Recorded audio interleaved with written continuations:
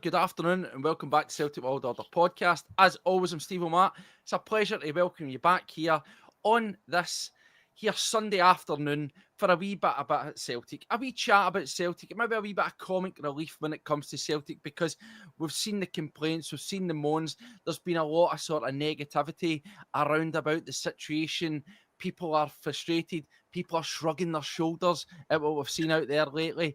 And we're getting fed up. We want to try and put a wee bit of a smile back into when it comes about talking about Celtic. However, with a twist, because this is the inaugural episode of what we are calling Room 10167. What is that, Steve-O? What are you talking about? Well, let's be honest, I am not going to pull any punches.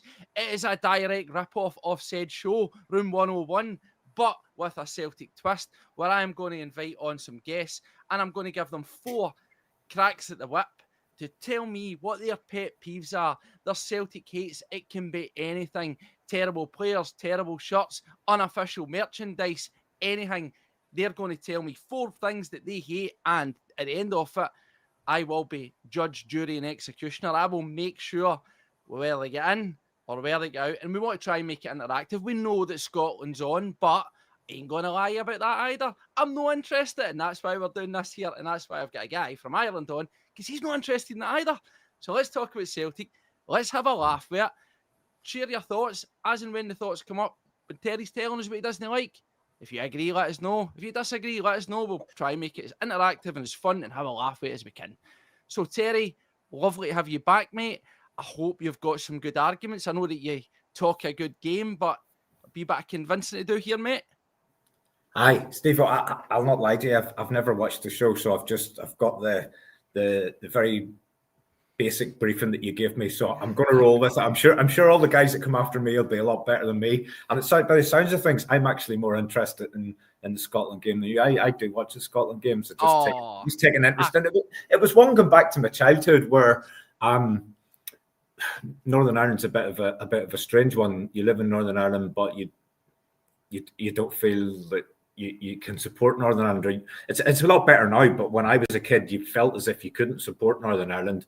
And I just watched the international teams that had the most Celtic players, and that happened to be Scotland. So I've always had that affinity, actually. And I've only ever been to one international game, and that was Scotland. It's actually a good one, I think, of Scotland against Holland at Hampden. That sounds like a decent one. Did Scotland get scudded in that? No, it was 1-0. It was one. I think it was 1-0 either way. I'm not sure. There you go, Terry. It shows you how much I know about Scotland, because I can even tell you that they played each other at Hampden. I'm glad you enjoyed it anyway, and hopefully we'll enjoy this. There's couplers coming in, so he says, as and when the points come up, make it happen. But just before we do, the wee bit of housekeeping at the front end, I'll not bore you with. All the links are down below. Connect with us on our various social media platforms. The response has been phenomenal. Thank you. We are unbelievably so close to that 3,000 mark, and we've only been around for about 18, 19 months or so. So, we're inside, I think, 200. So if you've not done it already, hit subscribe. Costs you absolutely nothing. It's free. Everything's free. If you want to help out, member section, you can do. $1.99 helps with overheads, microphones, streaming platforms, all that jazz, and the stuff that we give away. And yes, Terry is on the pints today. Add a wee pint here as well. It's an adult situation. We're going to talk, we're going to debate, we're going to have a laugh.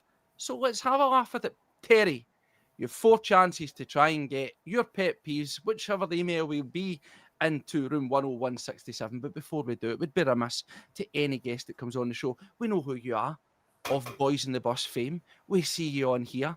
You are one of the main men when it comes to post-match Celtic analysis on this web internet thing that we call Celtic fan media. But who's Terry Robb, the Celtic supporter? We know, as you said, you're over there, you're Northern Ireland. So I just want to have a wee 10, 15 minutes, if you will, of your time to tell us about Terry Robb, the Celtic supporter.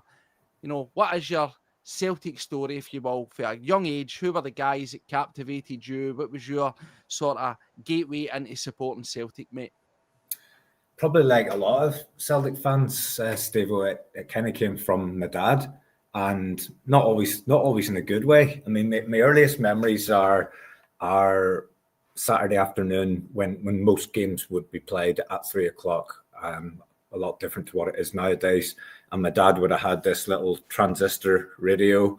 He'd have had it turned up full blast, and he'd just be pacing around the house listening to the commentary. And I've always said this, that if you listen to the radio commentary on Radio Scotland to any match that they're doing, you would think it is the most exciting match on the planet. And I was totally captivated because it just sounded like that. And I'll be honest, the outcome of the Celtic game at 3:00 on a Saturday, it really had an influence on what the atmosphere in our family house was like until 3:00 the next Saturday, because Celtic didn't win. He was in foul mood probably until about the Thursday, and everybody was influenced by that. But again, I was captivated by this product that my only real exposure to was the sound bites coming through this small radio, but it sounded so intense and so exciting and enthralling. And I wanted Celtic to win because I wanted my dad to be happy, but then I started to take a bit more of an interest in it. And we then went from listening on the radio. The next sort of level of experience was watching on television. Now, these are way in the days before Sky, and the only coverage of Celtic that you could get was on Scottish television. And what we used to do here is, in the closest points to the coast, between Scotland and Northern Ireland, are down round Carnlough, which just happens to be where Brendan Rodgers was from. So what we used to do was, when the games were on the likes of BBC Scotland, we would have jumped in my dad's work van, him, his mates, and other guys from the Celtic Supporters Club in the town that I live in, and we would have drove an hour to get to a pub down there just to watch the game on TV, and then drive an hour back home again. So we were making that a 2-hour round journey just to watch a game on the telly. What sort of age are we talking about? What sort of Celtic era were you taking this in as a wee guy? Aye. Me, I was age 6, age 7. That's when I first got my TV experience. And then I went to my first match in 1986. I think it was the 14th of October. I remember roughly the 14th of October, 1986. I was 8. Just turned 9, actually, I think. Just turned 9. And I just remember I was in the old stand, sitting in the old stand with my dad and with his mate, who was the chairman of the club. And there was a supporters club in the town that I still live in now. It's not really there anymore in the same guise, but there was a supporters club, maybe with about 20 or 25 members, and they used to travel over on a 16-seater bus, and they would have went maybe 6 times a season. Now it's kind of, the club still exists in name, but it's probably like a lot of supporters clubs over here. The smaller ones, it became really, really expensive to make the trips happen, and it just became more economic for the smaller clubs to travel on a bigger bus with other supporters clubs all amalgamated together and fill a big bus and try and keep the cost down for people. So that's kind of, I remember the first time I went on that first game I was at was Celtic 2, St Mirren 0. Mo Johnson scored the first Celtic goal that I ever seen live. I just remember the smell of tobacco around the stadium, and it was a lovely fruity smell, and I just fell in love with the place. The first time I walked. Was there a combination of body odor, beer, and everything as well? all of that, and just the unknown, not knowing what you were going to see, and the going up the steps. And I still feel this now. Like I'm 48 now, and from that season, I've traveled. Some seasons I've traveled more often than other ones. Kind of when I was still single and before I got married, but when I had a few shillings, I was maybe going 7 or 8 times a season. Then I got married and started having kids, and they started playing football. But I still get over at least once or twice a season. I was fortunate enough to meet you there a fortnight ago, whenever we were for the Hibs game. I think meeting you was the highlight of the day, because the match wasn't much fair. But even now, though, walking into the stadium, that bit where you get to the top of the steps when you're going into your section, that bit still feels at age 48 the exact same as it did the first time I went in 1986. That still feels special when you just walk up and you just see the and it sounds soppy, but that's still the magic of the club and magic of being a supporter. And it must be a wee bit more special for you, as you say, you're travelling over. And I always take my hat off to guys like yourselves and, you know, the travelling support, whether they're coming from down south, whether they're coming from Ireland. It's a massive expense and it's a huge commitment, but it just shows you. Because there's guys from here never miss a game. And I'm not just talking Celtic Park home games. I'm talking away games.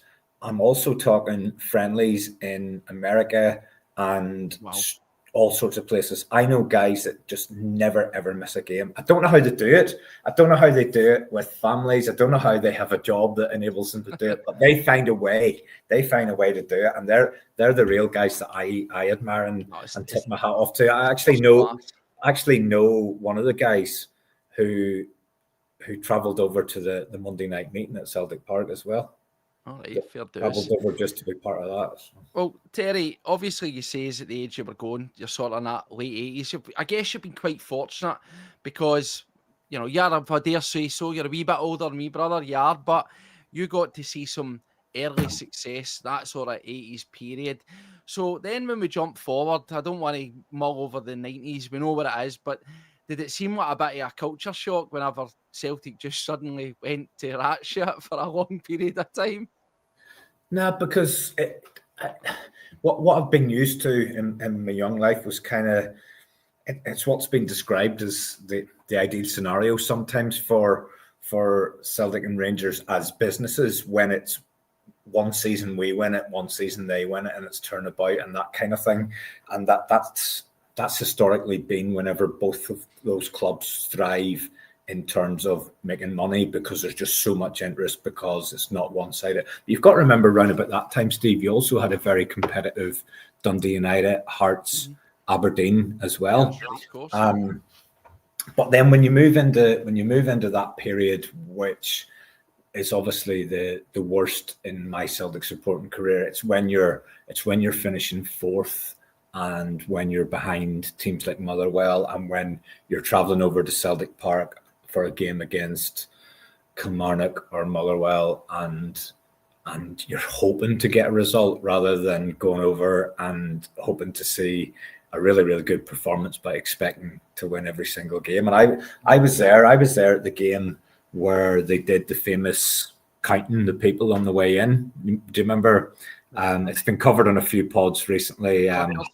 The clickers. I was there that day whenever there was under 10,000, and I remember as well. I don't even think I paid in that day either. I think I was. Do you remember Big Tony Haggerty wrote a book, "Gonna Lift Us Over, Mister"? That resonated with me because I get lifted over quite a few times. Where you get lifted over the turnstile, somebody just would have put you up, stood on your shoulders, and threw you over, like. And that actually did exist. And me and my dad, like it. There was 6 kids in our house, and there was only my dad working, and you know he was a building site worker, so you know we got more than enough to do us. But going to watch Celtic was a luxury. Taking me along with him with just the extra expense, that was, you know, it was never easy. So we always went to the cheapest part of the ground where you could both get in. But I remember the father and son section. I remember us getting in for like £4 a head and stuff like that. So different to what it is now. Can you get yourself a packet of crisps for £4 a head on there now? But so bring it back and then talk about. Obviously, we could sit here and we could, you know, look back and reminisce about your Celtic all the time. But I just want, obviously, the one thing is winning is a major thing, right? Of course, as we always love to see our team winning, lifting trophies and memories like that. But I always feel the biggest thing is the personalities and the players, because they're the guys that make the magic for you. So if I were to put you in the spot, Terry, and say to you, who was your idol growing up? Who was your young Terry idol? And dare I say it, who's your current older, grey and more wily Terry idol of Celtic? You're trying to embarrass me a little bit here, because you know who one of my early ones was, and you readily did embarrass me. So Macca Frank McAvenny was probably the first one that I think of. He's my hero. And I had shared, for those watching, I had shared with Steve-O that McAvenny, when McAvenny left, I remember hearing about it and I burst into tears. I was in primary 7, I think it was, and I burst into tears. And Steve-O was in the company of Frank McAvenny a few months ago and told him the story, and then done a video of Mac sending me a message about crying over him leaving Celtic at the time, and totally cut me to the bone. But McAvenny was my first hero. I was just too late. Tommy Burns played in the first season that I sort of started getting to know the players and things like that. I'll actually take it back one. Mo Johnson was my first hero, just because he was the first one that I seen score and he was the main striker. So he was the first one, but he very quickly got replaced by McAvenny. I absolutely, then when I started playing football myself, I was a centre half. So I started gravitating towards centre backs, and I just absolutely fell in love with Paul Elliott. I just thought he was a total Rolls Royce. Absolutely. I mean, if you ask me now to aim or name my best ever Celtic 11, he's in it every single day of the week. When he played at Celtic, he was better in his time at Celtic than Van Dijk was in Van Dijk's time at Celtic. Now, I know Van Dijk's then come on to be a much better player. You've got to think of the opposition as well, mate. You've got to think of the opposition. Yeah, but Paul Elliott played in Italy. He played in the Italian league when there wasn't an awful lot of British players. There were some of the British players that had been playing just in the era before, with the likes of your Liam Brady and your Graham Souness and things like that. And Paul Elliott was one that went out there, and I was absolutely got it when he left. And I think if he hadn't had that horror injury very, very shortly after leaving Celtic, he'd have played for England, and he would have been a player that people talked about for a long, long time, and Celtic supporters will talk about him for a long, long time. Moving then through, and Lenny, when Martin O'Neill signed Lenny was just everything. It was just, this guy is living out my dream. He's from Northern Ireland, getting to play for Celtic, getting to play for the club that he supported, getting to play under Martin O'Neill. That would just have been everything that I would have dreamt of. And Lenny, over the whole thing, my all-time favourite Celtic player would be Lenny. My all-time favourite Celtic person would be Tommy Burns. I just loved everything about the guy. I just loved the class that he had. I loved his time as a manager. I didn't see enough of him as a player, but just everything that he stood for, and the way he spoke about the club, and the way he was respected by absolutely everybody from every team, even every supporter base, even our biggest rivals. You would never have anybody who could say a bad word about him. And he's my favourite all-time Celtic. Lenny's my favourite all-time Celtic player. And moving on then to the current day, Callum McGregor's my favourite. Just again, young lad coming through the ranks, basically giving his whole career to Celtic when he could have went elsewhere. And I know he's coming in for a bit of criticism and stuff now at this later stage of his career, but that young lad could have went and played in the Prem, absolutely no problem at all. He could have followed Brendan to Leicester. I know that firsthand, because I was very, very lucky to get to speak to Callum McGregor once, and he's just everything. I always love the Irish players that come in. I'm really fond of Scales at the minute, but I just love that sort of one club guy, the guy that gives his whole career to Celtic. Again, Paul McStay's another obvious one to draw. So that's where I'm at the minute. Well, you've given, I don't think many folk will argue with too many of them, a good cross-section of your Celtic time. But now's the time to forget about that. It's to forget about the stuff that you love about Celtic, mate. Because let's get right in. Let's get into the meat of this. And yes, pour yourself a half. You may well need it. So, as I says, let's get in. Terry, you have 4 cracks at the whip to try and get Terry Robb's pet peeves, hates, annoyances, whatever you want to call them, into what we are calling room 10167. Terry, let's start it off. Talk to me. What is the first thing you've got on the agenda? All I have is titles. I do not know what you're going to say. And I will also say you have no guarantee of getting any of these in here. So you better make your arguments compelling and good, mate. And see if they're funny. I'll take a wee bit of that and all. What's up first, mate? Steve, I don't even know if this is what you're looking for, but this is what you're getting anyway. I just roll with whatever happens. The first one I'm going to go for, right? The first thing I want put in the bin is the £1.50 booking fee if I print my ticket in my house. That's All the right. one. Are you just going to jump in for the off? Are you just going to come across sounding like a tight bastard here?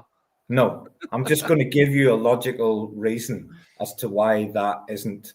Well, I'll give you my reasons, and then I'll tell you what I do every time, just to make a point. Okay, let's go. Bring it on. Okay, so I'm sure most people know if you go on to buy a ticket, and I buy a ticket when I'm going to a game, I buy a ticket on the general sale, and when you go in and you fight with the website for about 45 minutes to first of all get in, and then you look for all the blue dots, and then you look for one wherever you want to sit, and hopefully get your mate or your brother, as I usually do, beside you, and then you pick a seat that somebody else has just picked, and then you get fired out. After all that frustration and stuff, you then have secured your couple of seats, and you get through to the bit where you get to pay, and you've got 30 minutes or 20 minutes or something to pay before your seat could be given to someone else. So you put in all your details, you put in your card details, and then you get to the bottom and you get to the final bit where you go to pay, and it tells you there's a £1.50 booking fee. And it gives you then the options of having your ticket posted to you. So if you pick that option, you will have a staff member within Celtic using their time to print a ticket using a Celtic computer onto a piece of paper paid for by Celtic, using ink paid for by Celtic, and then they will post that out to your door a couple of days before the game at their cost. Right. Now, if I go for that option, I think £1.50 is quite reasonable as a booking fee. However, Terry, if you decide that you want to print that ticket off in your house, in your time, using your printer that you've paid for, that your wife's paid for, using the ink that your wife's paid for, using the paper that your wife's paid for, if you do all that at your cost, you also get to pay the same £1.50 as if you just get the club to do all that and post it out. So do you know what I do, Steve-O? I go, slab it up, yous. I'm going to make you do all the work, and I get them to post it to me every single time. So it probably is costing the club money to send me that ticket. Is this a matter of principle, as I say, or is this? I mean, because I'll be honest, right? Is the one thing I'll be lying to you if I said I didn't moan about booking fees, no matter what it is, whether it's a game at Celtic Park, whether it's a concert, whatever it is, whether it's going to the theatre. Why am I having to pay you? What is a booking fee? Where does the money go? Where does it incur? I understand what you said there about it being a sort of administrative cost, and you take full advantage of that, right? So why should then, I get the principle of it, but why should, a guy like yourself who's saying, do you know what, I get it right up them and I get my 150s worth out of it, why should it go in then, Terry? Why should it go? I mean, James Kennedy's saying 45 quid's dear enough for a single European ticket, and then they fire a 150 up on top of it. But come on, is this just being tight? Because I reckon you get more than 150 at Celtic. I reckon it probably costs about 150 for them to send it to you, or more, maybe about £2 to send it to you over to your gaff before the printing and everything else in between. No. It's the principle of they offer you the chance to do it at home, but there's absolutely no incentive for you to do it at home. It's the stupidity and nonsensical aspect of that approach. Surely the 150 fee, if they're doing the work, is fine. But if you're actually taking that on board and incorporating that into your own personal time and expense, then surely the 150 fee doesn't apply. It's just the nonsense of the whole thing. It doesn't make any sense. I don't actually have a problem with the fact they're charging you the 150. I get that the ticket costs 45, but if you turn up at the shop and collect it there, the staff, they'll save the postage, but they still have somebody there who has to be there and hand you the ticket that's been printed. It's the nonsense of the whole situation. Whereas if you take away the cost from Celtic, they also just charge you anyway, and then take the 150. Well, it's compelling. I think. What do you guys out there that are watching? There's nearly 200 folk watching. What That's do you unreal. think? 200. I've never 200 watching one of mine. So that's one on your pod. As we say, in case you're tuning in, in case you're confused what's going on here, Big Rob saying that a moaning pod. Yes, it is. Today that is the actual point, but we're going to have fun with it because this is Celtic Room 10167. In case you don't know, the concept's been stolen from a popular TV show. We're going to have guests. They're going to tell us the things that are Celtic related that really annoy them. And I am going to be judge, jury, and executioner. Do their points merit getting banished into room 10167? Terry, I'm on the fence with this one, mate, because you make a point. Yes, you do. And I still don't understand what a booking fee actually is. Is it an administrative cost? I could understand if they were booking you something elsewhere. If it was you got your ticket for an away match through it and they were doing the administration, I get it. But it's in-house, so I can also see why there shouldn't be such thing as a 150 booking fee. However, for you, Terry, I am going to say this. This is the first time. This is the first one out the traps. But booking fees, as much as they annoy me, I am going to say access denied to room 10167. And I'll tell you why. Because you take full advantage of said booking fee, my man. You have told me that you make Celtic go out there and you make them work. You make them print it. You make them post it. And you get the benefit of your £1.50 booking fee. So just for that reason, that's how cutthroat we are in this game. Ticket booking fees are denied, Terry. Sorry. Better luck next time. That's it. I'm off. Stick your pot. I'm away.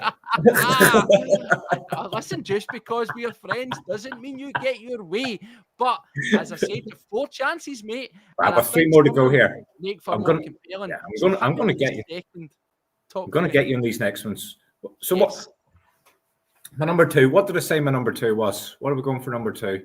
Lennox Town Unfiltered. Do you all know what that is? It's those Lennox Town Unfiltered videos that we get. Yes. Lennox Town Unfiltered. So what's the problem with that? Tell me. Well, the concept of Lennox Town Unfiltered is that the club are allowing us as supporters to get a little fly in the wall, a little inside sort of snip of what it's like to be at Celtic training during the normal session. This is what happens every day. This is what the guys are doing when they're on the pitch and the manager and all the rest. And it's the biggest load of bollocks ever, Steve, the biggest load of shit. The title is just so ironic because Lennox Town Unfiltered, whenever it is the biggest stage managed production there is in existence. It's never raining when they do this. So you just happen to randomly rock up someday. It's never raining. Everything's so organized. The grass is looking really lush. Everything looks great. The players have all got the proper gear and all on. Everything looks perfect. You've even got the rhythm. You have the sound effects. You've got that lovely sound where short, crisp passes are always happening. The rhythm of the crisp passes across the grass. The players are all happy. They're all greeting each other. They're all high-fiving. Does that happen in people's work every day where they're all smiling and welcome each other in? Certainly doesn't happen in my work. The training always looks intense. Brendan talks about Simpson Pusey being not struggling with the intensity of our training. Though certainly the training looks intense whenever you look at the Lennox Town Unfiltered. The manager and the coach, I mean, the latest one, we got to look at John Kennedy. People often go, what does John Kennedy do? There you are, there's John. John's in the middle of a drill. He's instructing everybody. Look how attentively everybody's listening to John and they're carrying out his instructions. And then you've got we got the Ange one. I think that was probably one of the earliest ones. I remember the session with Ange, and you've got him and the you've got the immortal "We Never Stop," and then everybody's talking about that. Going, "Oh, what about this manager? Oh, listen to that at training. That sent shivers through my spine. We never stop. We never stop." And lo and behold, 2 weeks later, there's a t-shirt range with "We Never Stop" on it, and people are in buying out of the shop. And then you've got one this season. So after the most disastrous transfer window of my living memory, and the deadline day, which was just a joke, and we end up with no striker, and then we go and get a free transfer the day after, and then Lennoxtown Unfiltered decides to come in the following day, and we get to see Brendan Rodgers greeting Iheanacho, Kelechi Iheanacho, and look at how happy Brendan is to see him. He looks as if he's got 6 numbers up on the Saturday night, and he's embracing him. And I've seen supporters going, "Oh, did you see that? That was Brendan. Oh, I'm so glad to see you. Oh, wow, I can't believe we've got you in." Brendan Rodgers was thinking, and then they fuck, look at the shape of you. Look how much weight you've put on. How the fuck am I going to get a tune out of you? But I'm having to stand here and smile because this is Lennoxtown Unfiltered. So to me, it's the biggest load of shit. But you do watch it, and then you see people commenting on it as if it's real. Like it's like the wrestling. It's like the wrestling. It's all pre-scripted. It's all done to try and engage. It's a sales tactic. But the whole Ange thing with the t-shirts and the "We Never Stop," it's actually getting into your head for something that they're going to try and sell you down the line. The Rodgers Iheanacho one, that was to try and sell you, this is a signing that this manager fully endorses and embraces, and we're actually really lucky to have got a free transfer in who hadn't kicked his arse for 2 years. So I want Lennoxtown Unfiltered. It's either real, it's either done by a fan in the hedges with his mobile, and we get to see the real thing, or it goes in the bin. Well, Terry, I must admit, you've pulled me in a bit in this one. I'm compelled, so I'm going to ask you a wee bit more, because I will throw something at you. And maybe I'm wasting one of our future guests coming on saying this, but you know what I hate? And it's also a Celtic-produced unique angle. No, fuck off. Unique angle's terrible. I want to be able to see the action. I don't want to see it fucking for down here. Do you know what I mean? Imagine you're watching this podcast and that's what you can see. That's terrible. I don't want any of that, right? So I get it. But the argument then would be, we're always sitting and moaning, saying about how fan media provide better content in terms of, chatter around about the club, reporting on club. Some people put together great videos, histories and stuff like that. They like, say, another one from Paul, Channel 67, there's Comic Relief, there's a lot of good stuff out there.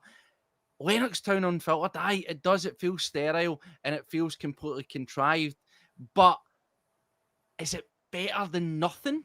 Like, they don't put out much on their channels, so is getting to see, if it say it wasn't just 2 minutes of random passing and cutting grass noises in the background and all that, what if you actually got a couple interviews in there and they turned into a wee half-an-hour show once a week? Would that change your perception on it, Terry, or would it still just be absolute dog meat? Not if it's not real, Steve-o. If it's not real, I mean, look at all the ones that we've had. Are you telling me that in a football environment with probably about 40 men together, that every single time you shoot a 6-minute clip, there wouldn't be one swear word?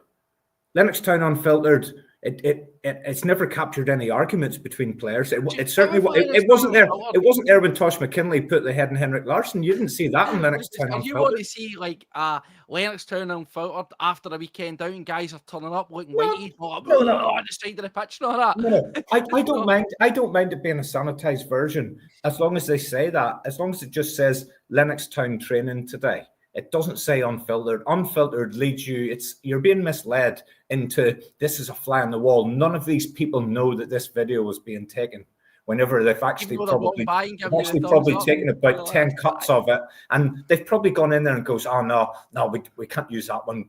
Start that drill over again. We'll do it again." It's all about the name. It's all about misleading supporters yet again, and it's all done with a view to try and get money out of your pocket down the line. You're sticking this one in. You have to stick this one in. If you don't, I'm off. Listen, I will be honest. I'm laughing. You've made me feel happy. I like this.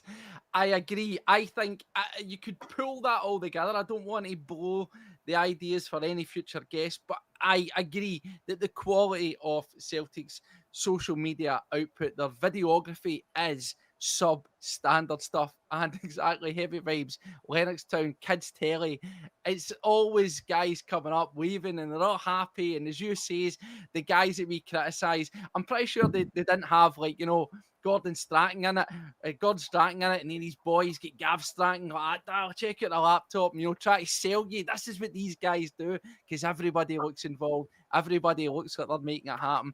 And I am going to say, Terry, Lennoxtown Unfiltered, for me, this one does have merit, and for that, congratulations, Terry, because it is not access denied, it is banished to room 10167. Lennoxtown Unfiltered, in the bin, get it in the bin, nobody wants it, kiss my face. That's it. What a lot of garbage.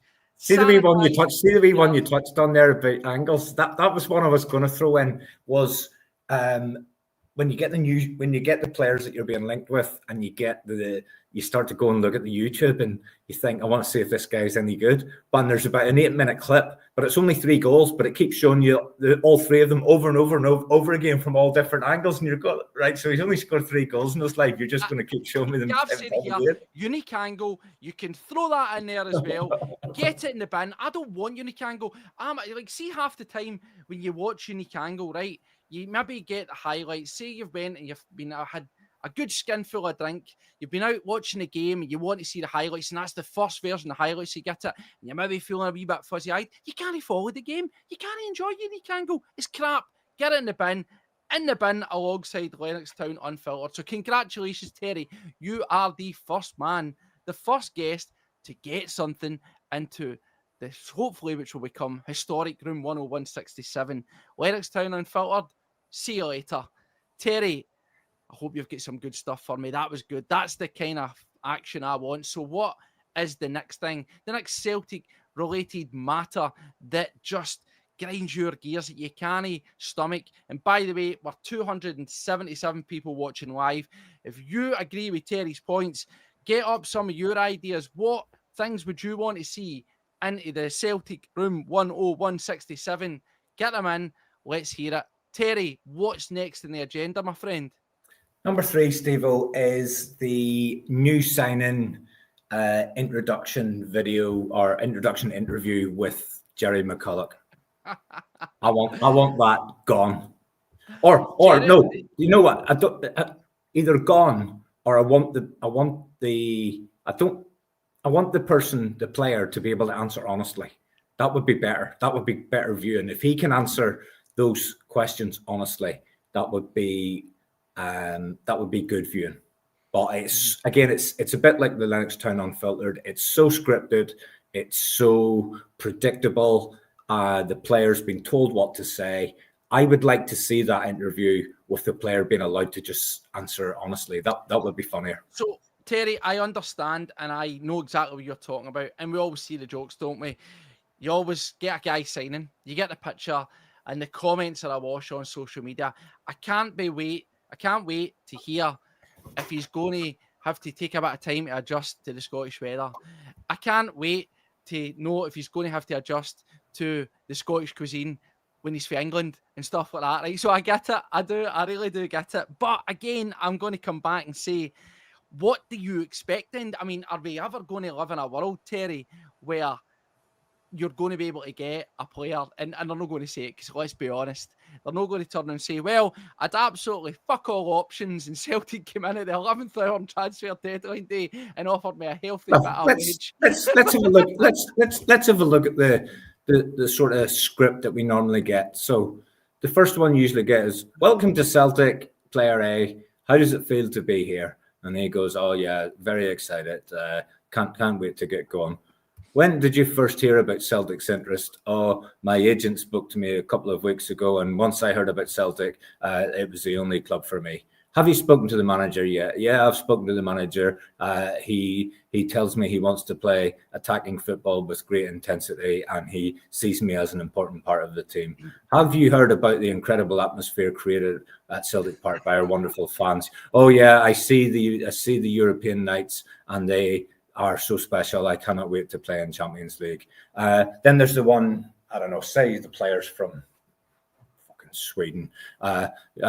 You're from Sweden. You're from the same country. The obvious one's Henrik Larsson. Have you spoken to him? Yes, I spoke to Henrik briefly. He told me this is the greatest place in the world. Blah blah blah. And then what can you bring to this team? Oh, I'm an attacking player and I love to get supporters off their seats and blah. It's the usual muck. Now, what I would like to see is, I don't mind the same questions, but I would like to see the player be allowed to answer honestly. So, welcome to Celtic. How does it feel to be here? I'm not sure, really, Jerry. I feel as if the club's very disjointed and there doesn't appear to be much harmony between the club's hierarchy and the management team, or indeed the fans. It all feels very toxic here at Celtic, and I'm kind of regretting joining, to be honest. Would that not be a better answer? Well, I mean, mate, it would be absolute box office, but again, I've got to rein it into the world of sensibility. But when's that ever going to happen? So, pitch it then, if not an interview, what would Terry do then with a new signing? Would you like to see, I don't know, would you like to see a presentation where they're maybe out in the pitch and they're maybe they're essentially a wee bit of training, or if they're a striker, they're getting balls lobbed in at them, and we see how they're at finishing, or what would you prefer then? Let me do the rest of them, Steve. When did you first hear about Celtic's interest? Negotiations started about 4 years ago, but the club waited for my contract to run down so that my fee would reduce so that they could get me at a reduced fee. Have you spoken to the manager yet? No, I don't actually think the manager wanted me because I'm more of a club signing. You'll have heard about the incredible atmosphere created at Celtic Park by our wonderful fans. Oh yeah, those 200 fans over in the corner, they do certainly make a lot of noise. Have you spoken to Henrik? No, I don't have his number, and even if I did, he probably would turn around and go, "Who the fuck are you? I've never heard of you." What can you bring to this? What can you bring to this team? Probably nothing, because my best position's left wing, and you've already got about 30 of those. Do you know what I mean? Real answers. How good would that be if a player was allowed to go in there and just be open and honest and give the real answer? But again, kick back, because this is the point. I love where you're going with it. And I would pay good money. I would actually subscribe if it was a possible thing to Celtic TV. What would I do then? What would I do? My favourite unveiling of a player was the George Cadet one, and it might just have been because I was at the match or whatever, but they brought him out at half time. And he just was standing there in a shaggy brown jacket and a pair of jeans. They just brought him out and the light went on him and he waved and everything else. And I don't know. I remember they done the same with Bio. Did they not do something with Bio where they made a big deal? I think, had he been signed just after the disco lights were in or something? Did Vacuum Bio, did they not do, it all went black out, dark, and then they brought it up and he's standing there with a scarf. I think they done something like that. I think they did do something like that. I do remember. Yes. I don't know, Steve. Do you know what? The first thing you want to see whenever a new player comes in, you want to hear from him and you want him to say something that is going to enthuse you about him and make you want to go and watch him and make you feel positive about it. But I think it's just using the same interviewer every single time and the exact same questions. I mean, you can just nail it before you watch it. What's going to be said, So, have you tried a deep fried Mars bar? No, I haven't. Yes. There you go. Yes. So, what do we think? There's now nearly 350 people watching this. Superb. So, let me know.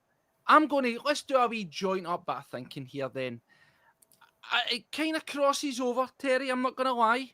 New player interviews cross over a wee bit into that Lennoxtown Unfiltered, which comes into that Celtic TV, Celtic social media presentation. So I'm struggling a wee bit. What do you guys out there think? Do you think that new player interviews with Jerry McCulloch deserve to go into room 10167? Because I do agree, Terry, it's very, very stereo. I'm going to swing it. New player interviews should be done with people like you on your podcast. Well, that would be too forward thinking for them. Imagine they actually allowed new player interviews to be a new player has brought in, and it was invited, social media, fan media, where it was us or not, or I don't care who it is, but different social media fans coming in, and they all get to sit down and ask at least one question and then they put it all together and put that out. That sounds like a great idea, does it not? That sounds something a wee bit more interesting. You take the player on a wee wander around paradise, or you, I don't know, take them around some of the bars out around Celtic Park and show them all the, I don't know, something different than just sitting them in the same chair, asking them the exact same questions you've asked every single player who has signed for the club for the last 10, 15, 20 years. It's just, Well, Terry, let me think here. I'm going to have to take a wee second. I'm going to have to ruminate on this one. You make a good point. Give me the benefit of the doubt. My last one's weak, so you have to give me the benefit of the doubt. Oh, your last one's weak. Oh, he's shining up the begging bowl. You sound like Jermaine Defoe there, looking for a job, looking for a bone to be thrown your way. The general consensus seems to be yes. So, Terry, maybe halfway through Gritty Teeves, I'm maybe being a wee bit generous on this inaugural show here, but new player interviews with Jerry McCulloch. Banished to room 10167 in the bin. Get them out. I couldn't put in Lennoxtown Unfiltered without putting that in. It's one and the same. You've split it. You are the guinea pig for this show. So yes, the format, if we discussed that, we might have went too similar. Give us another one, but I can't have one without the other. So that is in the bin, and I would absolutely say get new player interviews with Jeremy McCulloch in the bin. As we're always shouting, we want a wee bit of progressive. We want something different. Yes, maybe it is invite in fan media. Everybody gets a question, pull it all together. Maybe it is get the guy out on the field and talk to the crowd in the living flesh. Maybe it is something a wee bit more interesting. If they're a striker, let's see them in a wee bit of training action, doing some striker drills or something and then talking at the end. That would be good for me. So that is it. Yes, banished. Let's go. We've got one left here, brother. What is Terry's final Celtic-related pet peeve that you believe should be banished to the depths of room 10167, my friend? Let's go. Steve, I'm absolutely torn here. I'm thinking of changing my mind at the very last minute. Well, if you want to change, you can change. You've got 4 shots at it. I know, but I have. I like this. This is tense. I kind of had 3 or 4, but none of them felt strong enough. And then I went with one. Just time was running out, and I went with one. But it feels weak, and I think it'll. I don't think it'll get past you in your current mood. I don't even know if the one I'm going to change too well or not. Oh, like this, mate. This makes me feel like I'm actually doing a good job here. I'm dubious. I've got 2, and I'm going to pick between them. But I have one that I said I was going to do it, but I don't think it can make a What I will say is to jump in, I'll let you think, but I am good just for the benefit of the doubt here, and it might be a big no-no to you, but for future episodes, I've got guests lined up for this. The board is off the table because, listen, it is a it's a given. And what we're going to do is at the end of this, the next episode, we're going to have a running total. You're going to have things that have been banished to room 10167 and things that didn't quite make the grade. And I, by the way, will have the board straight at the top. That one doesn't even need to get discussed. So here we go. Right. Terry. I'm going to tell you the one that I was going to do. Right. And then I'm going to switch and go to the other one. Tell me, what were you going to go with? I was going to do pet peeve is that the debutant always gets man of the match at home. Listen, and I would have made maybe a compelling argument, but again, it's not always guaranteed, so maybe that's why. So what have you got for me instead then, mate? But my reason was usually a new signing comes in, as long as he plays 50 or 60 minutes, as long as he doesn't score 2 OGs or get sent off, as long as he waves at the crowd on his way off, he usually gets man of the match. But that wasn't getting past you. I don't think this one will either, but I'm going to roll with it. Anyway. I'm going to roll with it. Let's go. I'm going to roll with it. I'm going to roll with a new one. I'm going to roll with the hospitality packages at Celtic Park, in particular the Kerrydale Suite, and what you get for your extra 80 quid that you pay to get into the Kerrydale Suite. So my normal Celtic Park day, whenever up until about, must have been about 3 seasons ago, maybe 2 or 3 seasons ago, I would fly over on the Saturday. If the match was on the Saturday, I'd be up around Celtic Park for about 11 o'clock, be one of the first people queued up, You get into the Kerry deal just with your normal match day ticket, and you get in there, and you're allowed to buy drink, you're allowed to buy food. You have the absolute pleasure of listening to Liam McGrandles for an hour and a half before the match, and you then get to go to your seat, and you can come back after the game and go back in and enjoy the exact same privileges. However, a couple of years ago, the club then decided that the normal run-of-the-mill supporter who just came and bought their match ticket, they were not worthy of that privilege. So now your hospitality package for the Kerrydale Suite allows you to avail of all of those things, but you pay an extra 80 quid on top. So for your 80 quid, what do you get? You get a lanyard that says hospitality that allows you to get in through that door, the door where you were at, that you seen the away ultra stickers were still all hanging about. You've got a big security guy stand there. He wants to see your lanyard. You've got your lanyard. You get in.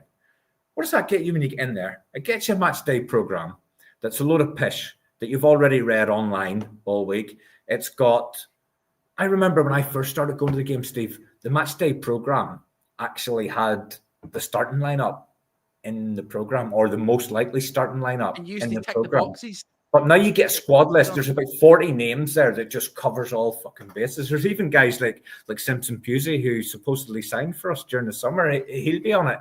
Played in the B team in a brilliant outing, by the way. So you get a program. You get in the gate. You get past the big security man. You get in a lovely wee lanyard that says hospitality. You get in. You get the match program. Do you get free drink? Do you fuck? You've got to go and buy a drink. Do you get free food? No, you don't. You've got to go and buy your food. You get Liam McGrandles. Now, I am Liam McGrandles' biggest fan. And when I was over 2 weeks ago, I went and watched him twice on the Sunday. I went and watched him for free. So what you essentially get for your extra 80 quid hospitality, you get to go in, you get a lanyard, you get a program, and you get to watch Liam McGrandles for 80 quid. And then you get to go to your seat and you get to come back in later on for about an hour of the same stuff. What is hospitality all about? Why have they taken this away from the normal fan? And why do they think it's enough 80 quid to get that? I want that bent. Do you think that the term hospitality is being used loosely? In other words, it should just be like, if you buy extra leg space on the airplane, but you pay a wee bit more, and you know what you're getting the same shitey in-flight movie, the same shitey food coming around that you pay for, so on and so forth. Is it maybe more to do with the way they market it rather than it being hospitality? If I just I would like it to say, for your extra 80 quid, you will get a lanyard, you will get a match program, and you will get to listen to Liam McGrandles singing songs. I would like them to say that, and then the person can decide whether they think that's worth 125 quid, or do you just pay your normal match ticket of 40 quid. But it's badged up as hospitality, which makes you think, oh, I'll go in and pay that, and it's free drink, it's free food, it's free everything. It's free fuck all. You get a lanyard, you get a program, and you get a bit of music. Get it in the bin. So, Terry, on that hospitality, quote unquote, that you speak of there, which is basically just that I want to get pished, but don't want to go to the pub beforehand package deal, I would call it, because you're wanting to just be in the stadium and roll out to your seat rather than getting pished and maybe needing a pish on the way to the stadium. I'll challenge you straight away on that. They're anti-getting pished allowed. You're not allowed to get pished, because I remember. No wonder you don't go then. I mean, no, I've been in it. No, I've been in it, and I went up and I says to the girl, "Can I have 7 vodkas and 3 Red Bulls?" And she goes, "I'm sorry, sir, the bar's closed. We're closing here in 30 minutes." And I said, "What?" She said, "You can't have that." I said, 7 vodkas and 3 Red Bulls. What's the problem? She goes, "No, we're closing in 30 minutes." And I says, "I don't understand. I don't know what you're on about. What are you talking about?" And she goes, "That won't be long enough for you to drink all of those." I says, "Did you say, do you know who I am?" I says, "Do you want to fucking bet?" I says, "Get them set down there." And I banged all 7 of them, and I asked for another 7. Do you know what I mean? You're paying a fucking privilege to get in there to get fuck all. Oh, I bagged him and I said, she goes, there's only 29 minutes left now, sir. oh. Oh, that's fine. Another 7. I mean, is this not the number 7 lines? I want 7 of them. Everybody's on, right? They get it. This is unbelievable. So you're right. We went on a tangent here. Come on, get it in the bin. The fuck, Steve. Come on, stop messing about. Get it in the bin. Right. What do we think? I don't want to be too. I mean, because I'll be honest with you. You've made me laugh, right? You've made me laugh. There's 460 folk watching us. What do you think? Do you think the general people watching, viewers, do you think that the padded seat, the match programme, listening to McGrandles, getting to order some bevy and order some food at your expense for an extra 80 quid, maybe more, depending if it's against Rangers, if it's a top of the table clash, if it's Hearts, if it's Hibs, maybe more, do you think that should be banished into room 10167, or do you think it is completely optional, it's shite, but you don't need to buy it? I'm going to let you think. Give us a couple of thoughts on this one, Terry, because I'm still, as much as I love your story about that, I love your auntie getting pushed. I love it. Right? I also think as well, like, I would have more of a problem with it being called hospitality, because hospitality suggests that you are, as you said, getting stuff for free. Now, I've been to some hospitality at different clubs and smaller clubs. And for example, one of the best ones was Motherwell. And you eat a box and they basically just keep coming and saying, would you like more drink? Would you like another drink? Would you like another drink? Would you like another drink? You sit there and you have your meal and it's class. And it's probably an absolute fraction of what it is to go and do that at Celtic Park. But as you're proving, you're paying that kind of money and you are not getting a real hospitality experience. You're basically getting allowed into the stadium a bit earlier to spend more money, probably inflated prices. I can't remember the price of a drink in Celtic Park. Maybe some folk can tell me. But is it any much more dearer than going to your local boozer? I mean, of course, it's going to be a lot more expensive than maybe going to 1888 or the Real McCoy or something like that. I get that. But is it a bit cheaper than some of the other options? Do you know? Are you able to tell me here, Terry? Are you able to justify this? I'll be honest with you, mate. I found a wee place there whenever we were over 2 weeks ago. I don't want to name it in case maybe they're not allowed to be open. But we were in at 9 o'clock, and we were in at 9 o'clock, and you were getting a pint for £3.75. Yeah, reasonable. What is it? What is the price? What's the rough price of a pint in the Celtic Sports Bar? Do we know? I would say it's about 6. It's bound to be about 6 at least, I would have thought. Well, right, okay. I don't know. I don't get in anymore because I refuse to pay hospitality. We came to the end of your 4. And what I will say is, hospitality at Celtic Park, yes or no? Now, I'm really going to think about this, and I'm going to reason with you here. You have put towards what you're aware of and what you've went and done. Now, I know if you have deep pockets and a fat wallet, you can get yourself a proper ass meal and you can probably get some drink and everything else. So my problem seems to be with how they market it. Hospitality suggests, come on in, here's your halftime snacks. Here's, even if it was you get 3 or 4 free drinks, I get it, and then you pay for the rest, but it isn't. But it's a sliding scale. You can get that package. Do I think it's worth money? Absolutely not. But then at the same time, I think it's optional. And if you can't see through how much a fucking rip-off it is, then probably more the fool you. Unless you want to go full fat and you want to sit down, experience, you want the meal and all that, at which point you go, absolutely, I agree. There's one wee extra thing which you have to consider here, Steve. 2 seasons ago, you got to go in there with your normal ticket, and then they've made it an exclusive experience. So your normal ticket got you in there and got you the music and got you all of that stuff, and you've got a nice seat near, you just have to walk out and you're in the stadium. Then they decided to take that away from the person who only wants to buy their match ticket and made it something for somebody who wants to pay extra on top. That's an extra ingredient you need to consider here. What I would say is, and this is this, I've made my decision. I'll tell you why I've made my decision. I don't pretend to say that it is worth the money. No way, shape, or form. But I have a good friend who watches the show. Well, if you're watching, and he has had tickets for the lounge, as he calls it, regularly. And he's like, it's face value, 60 quid right now. Is that dear to go in Celtic Park? Yes, right. But compared to some of the games, you're maybe talking a 15, 20 quid lift on it, on the normal ticket, right? So for me personally, if I wanted to make a day, get in early with the guys, sit 20 quid, the convenience of just being in there and walking out, I'd probably pay the 20 quid, right? I'd maybe do it. If it starts getting 80, 100, no, 120, no, I don't think it's worth it. But again, I think it's a sliding scale. So unfortunately for you, Terry, match day hospitality, the version you've described to me, is unfortunately, my friend, it's going to have to be access denied. And as I say, the reason I'm saying that is because it is completely optional.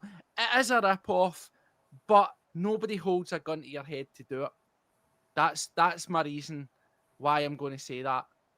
If I upset you, Terry, I don't want to upset you. I see your eyes. You look sad. 2 out of 4 is 2 not out of bad. 4 ain't bad. 2 out of 4 ain't bad. Do you know what I mean? 2 out of 4 is better than a Russell Martin win ratio. That's good. 2 out of 4 ain't bad. Considering That's they not didn't know getting what was back. doing, I'm the pioneer. I'm the one that's showing everybody else what needs to happen here. There's nearly 520 folk watching you talk about this. So yes, Terry, for clarification, you have been the inaugural, the first guest of the first episode of what we call on Celtic World Order, Room 10167. There will be more to come. There's some guests lined up. They will be coming out. Some will be pre-recorded. Some will be live. Hopefully you've enjoyed this. Let us know. Leave the comments below. And also, we've said this before, we might also extend this out to subscribers, because that is what it's all about. Let's have a laugh with it. Let's have a wee bit of light-hearted fun. We always talk the hard talk about the good, the bad, and the ugly. It's nice sometimes, isn't it, Terry, to just come on and have a laugh with this kind of stuff. No, I've really enjoyed it, Steve. I've really enjoyed coming on. Like I said, I'd never watched the show on TV, but I was more than happy to come on here and be the guinea pig, dickhead, whatever else. But I've really, really enjoyed it. Good. What we've established, though, is we've established, apart from being a top Celtic man and a good laugh, which we already knew, we've established that Terry Robb can pan in 7 vodkas, 3 Red Bulls in 1 minute. And then still I want another 7. Is there anything else you want to cover off before we go? Drink responsibly, and he's a trailblazer. But before we go, listen, we're having a joke. It's a Celtic podcast, but listen, it would be remiss, wouldn't it? It would be terrible not to mention something that's happened elsewhere. I turned around and I said to you that, you know, you had a better percentage, a better hit rate at 50% than Russell Martin. And on that, they're looking for somebody. And just before we talk about it,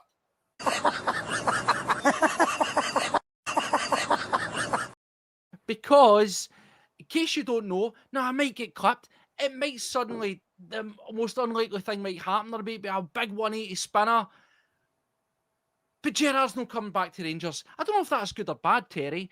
But one thing I will say is, I was fed up getting it rammed down my throat. He's coming back. You're running scared. Brendan's leaving. And what I will say is Brendan is going to leave, and my money is on it. He will leave whether we win the league or lose the league. He was going, but the titles had been handed over. Celtic were in the bin. Gerrard was back. We were running scared to a guy who won a title, and we'll never take that away from him, unfortunately, against a backdrop of absolute shit and world chaos. But he was the Messiah. He was done. And were you getting fed up of getting told about the new revolution that was coming, only for what was, we were told, a done deal, to just fall away, Terry, to just fall away? It's the thing that gets it for me is how easily the Rangers fan base are just sucked in, and I think it's difficult for us to try and put ourselves in their shoes because of, you know, the success that we've had over the last 15 years. But they're just clinging on to any kind of hope beyond hope. And whenever the American owners were coming in, it was just, oh, this is it, this is it, this is it, this is us turning it the corner now. As soon as these American owners come in, we've got millions behind us, and we're going to dominate Scottish football again. And then that didn't quite happen. There was 20 million invested, and there was Russell Martin brought in. And now we're in a scenario where Russell Martin is already gone before we get into, well, probably in the early stages of October. And then all of a sudden it was this Stevie G back. And see for me, and I've been really consistent on this. This isn't just in the last couple of days. I've been consistent in this. See, out of all the frauds that they've had, Kashinya, Paul Le Guen, Beale. Come on, Beale. I don't put Clement as well. I don't put Van Bronckhorst in there because I think he probably was the best of all the ones that they've had. But I genuinely felt Gerrard was the biggest fraud of all the frauds. He talked and talked and talked the game, and I think Rangers supporters forget a lot of what happened when Gerrard was actually there. I mean, I heard a few shows this week, and they were talking about he absolutely battered all the teams at the bottom. No, he didn't. They said Celtic were running afraid of him because he had their measure every single game. No, he didn't.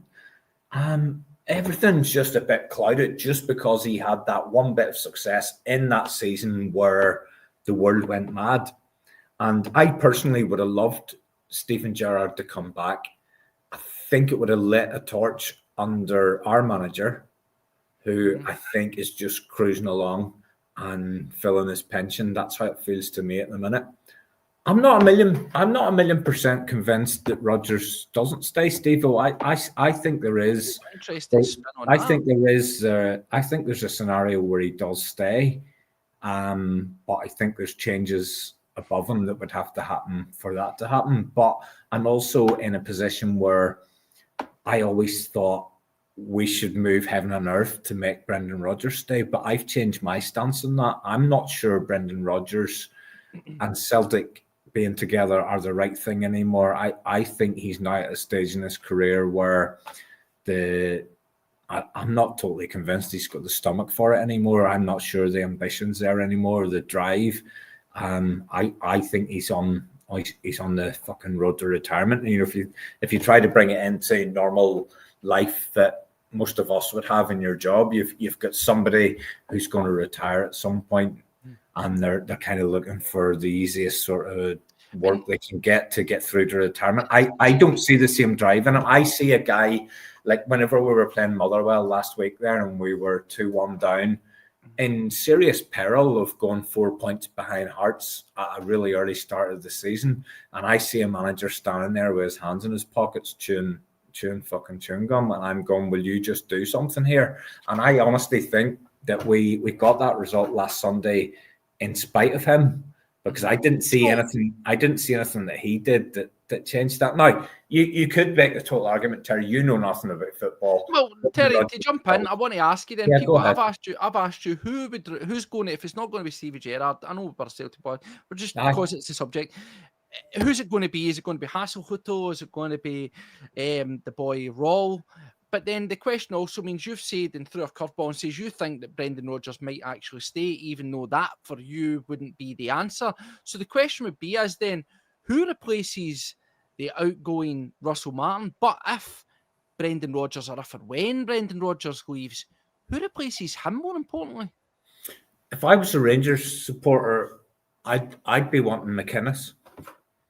Does he walk away from Hearts despite just simply forget the fact that Rangers are a bigger club with a bigger budget and all that, right? They're a basket case, and he's on a good thing with Terry Bloom. I know that you've Tommy, sorry, because you've been singing his praises. I'm Terry. It's been a long time since I've bloomed. So Tony Bloom, a guy that's onto something. He looks positive. He looks progressive. They're sitting top of the table. They're in a good position. Why does he sacrifice that? Because it's Rangers, because it's the team that he supports. So you think that would happen?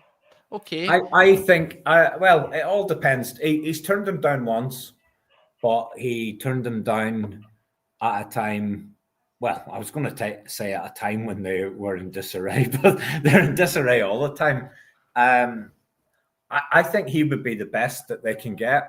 I think the other names that are being bandied about now, there's a serious amount of risk that comes with all of those. Derek McInnes he comes from no risk. He knows what's expected. He knows what's needed. Yeah, it's a very good point you make. He's on the cusp possibly of something big with Hearts, and I've been championing this Hearts team under Tony Bloom just because I've got an interest in horse racing and stuff as well, and I know how successful he's been, and I know that everything he touches tends to turn to gold in terms of he's a gambler, but he's a clever gambler, and he gambles when he's got an advantage. And you look at that team in Belgium, he's taken an unknown team in Belgium and got them into the Champions League. Is that Union Saint-Gilloise? Is that who he's involved with? Union Saint-Gilloise, yeah. And like they won a league that had Bruges in it, obviously, and we know how good a side they are from playing us and also playing against Rangers. But I wanted Gerrard back because I felt that was the worst appointment Rangers could make, even though all the fans, that's all they wanted, because they can't distinguish between him winning one. They focus on the one thing that he won, but they don't focus on the 8 or 9, depending on. Mate, forget the one that he won. I mean, obviously the one that the ones are huge. Obviously, all the ones that he didn't win. It's the ones that he didn't win. Well, the one I'd hold a lot more against him. Again, we'll wrap this up. We don't want to be talking too much about them, but I would hold against them that they had the biggest free hit at a treble. Now, we know trebles are hard to win. They're very hard to win. The Celtic were out in their arse. They had a clear run at it in the Cups, and they couldn't do it. Now, of course, the be-all and end-all was stop us getting 10 in a row. And I think there's many factors. We'll not tread that old ground as to why that didn't happen. And they did go unbeaten again. You can't take that away from them as much as we'd like to. But I agree. I'm on this with you. I think that they all forget the result against Hamilton, where next game coming up was an informed Celtic team that probably you go to the bookies and you fire a heavy amount on them, getting absolutely put to the sword. And he's gone. He's a distant memory. And then who knows, maybe that estranged season doesn't happen. But the reality is they wanted him back. And I'll always say, yep, point to the title that he won, but in the same season, bottled a treble. And I would have taken him. But as I say, it would be remiss. It would be wrong if it's not to at least have a wee chuckle about it. And it's not because you're running scared and now all of a sudden you're relieved. I just want to get that out on record. It's because we're sick and tired of getting things rammed down our throat.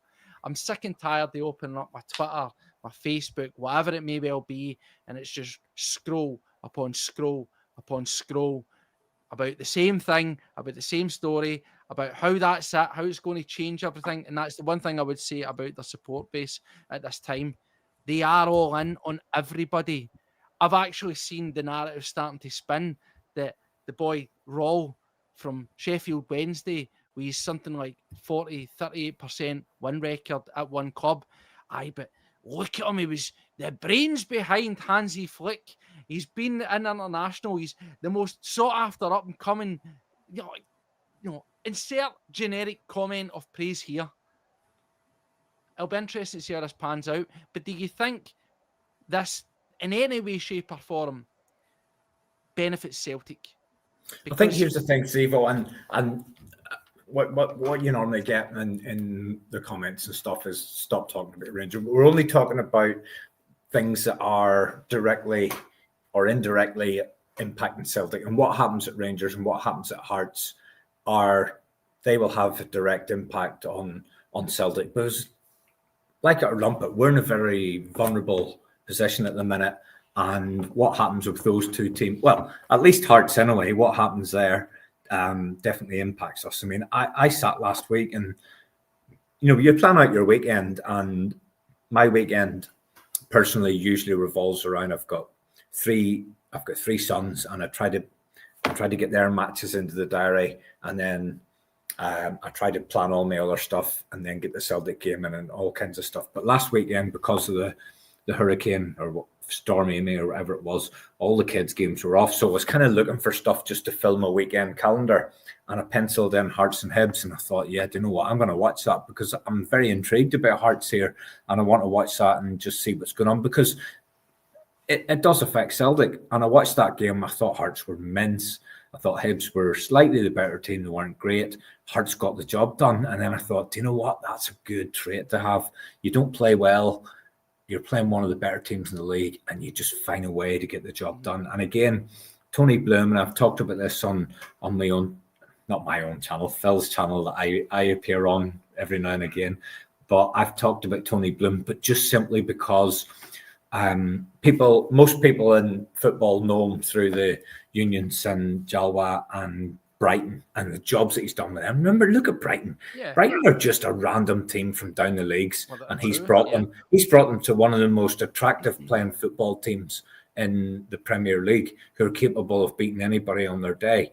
And his trick that he has is identifying players with immense potential, getting them in for next to nothing, and flogging them on for massive amounts, and then using that money to reinvest. So similar to Celtic, except we don't do the reinvest bit. We just bring in the money and just sit on it and then pay it to the tax man. But what Tony Bloom does is he brings it in and he reinvests it in the next brand of players at the next level, and then keeps that process going. I'll give you an example. The guy Caicedo, brought him in for pennies to Brighton, and Moses Caicedo, I think that's his name. Yeah. I might have messed that up. I think that's his name. Brought him in and sold him for over 100 million to Chelsea. And that's the model that they have followed. And Brighton, I don't know if you've ever watched them. I don't watch a massive amount of English football. I watch bits and pieces. Brighton are very, very attractive to watch the way they play.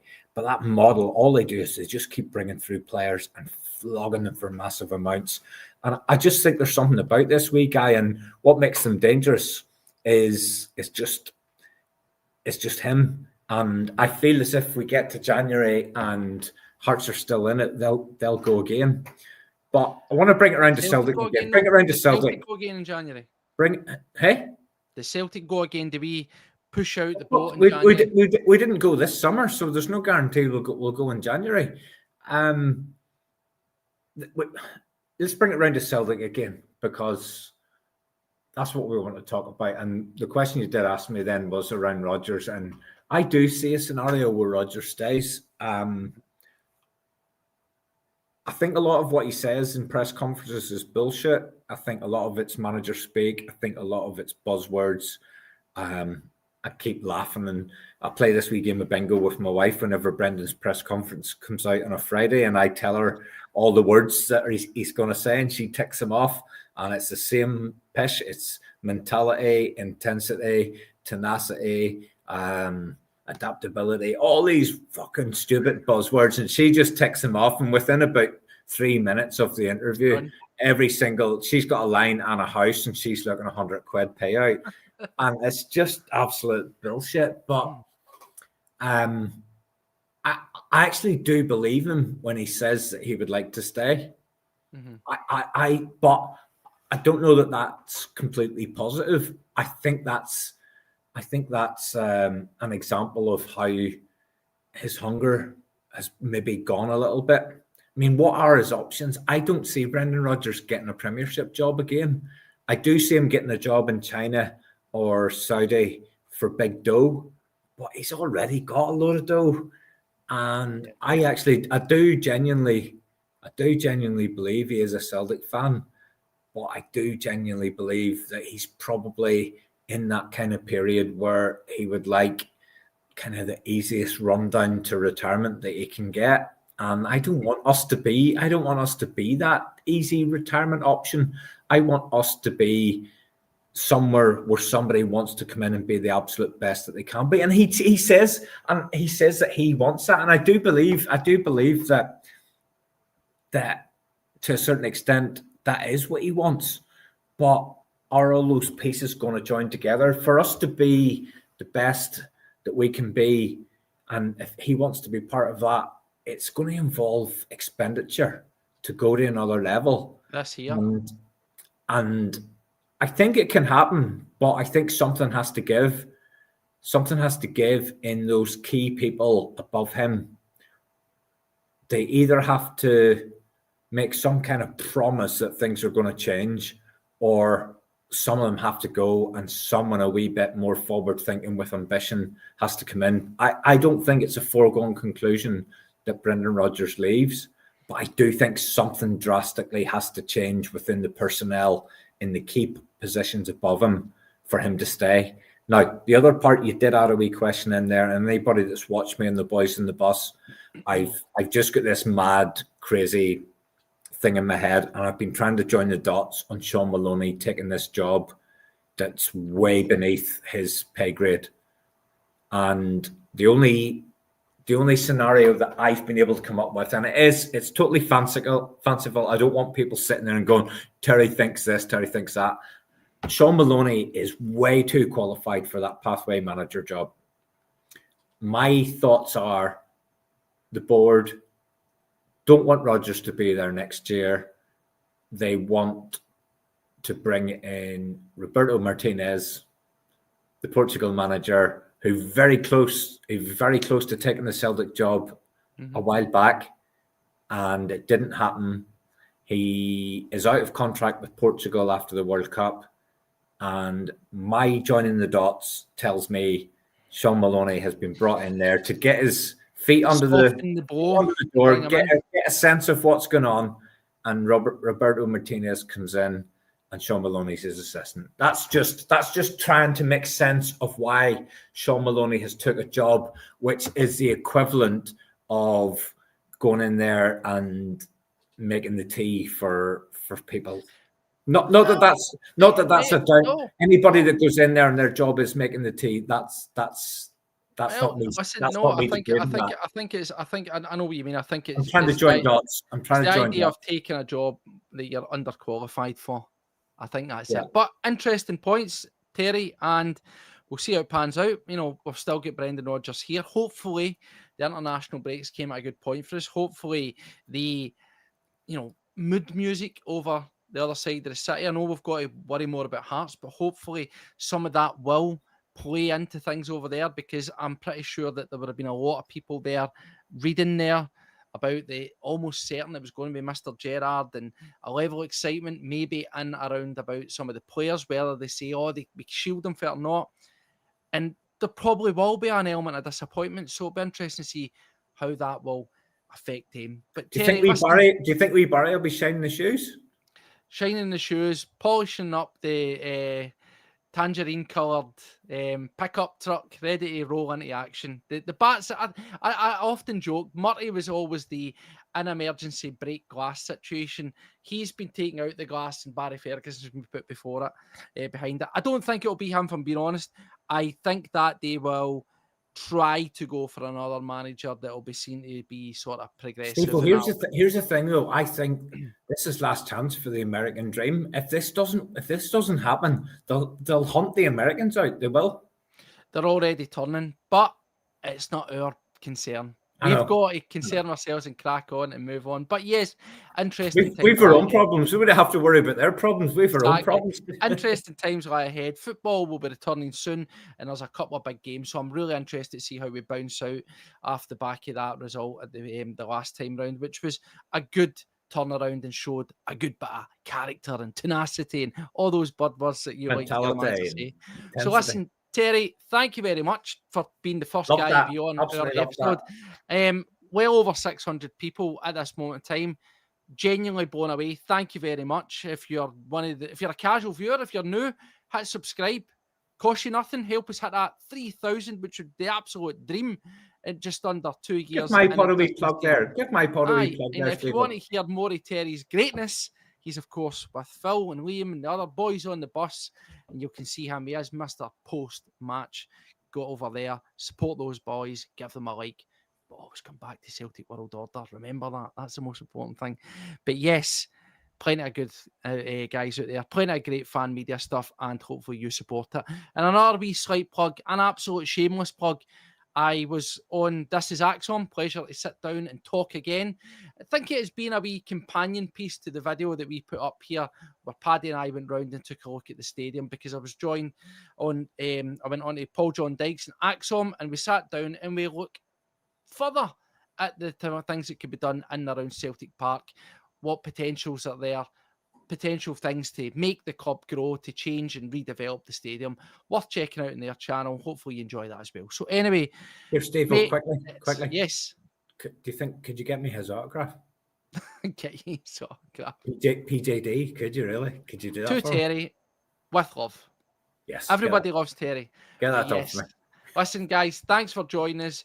Take care of yourselves. We'll see you, because there's going to be more of these coming out. Hopefully you enjoyed that, and it'll be some different guests. So, Terry, first man on.